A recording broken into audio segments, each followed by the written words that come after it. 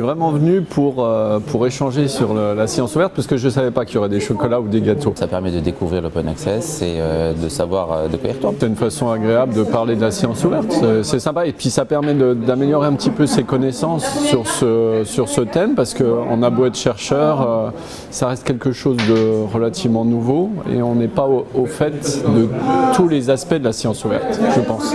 Et là, par exemple, je me suis planté sur une question. Donc ça veut dire qu'il faut que j'apprenne de nouvelles choses.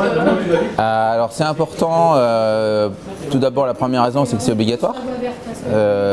Plan national pour la science ouverte, les établissements, notamment l'Université de Lorraine et aussi Centrale Supélec, obligent leurs chercheurs par des résolutions du conseil d'administration à le faire.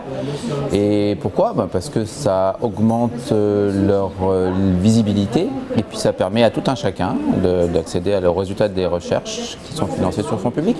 Moi, ce que j'ai compris finalement, c'est que la recherche est beaucoup financée par l'argent public.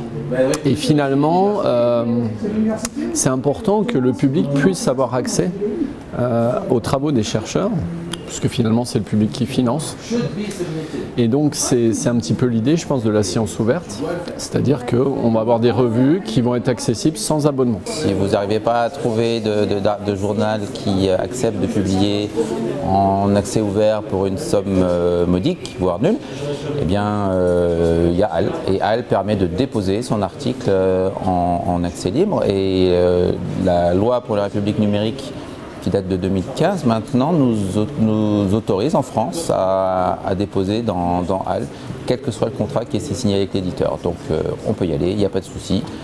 Un grand merci à Véronique, au Pôle IST de Centrale Supélec pour avoir organisé tout ça, puis encore merci pour les chocolats.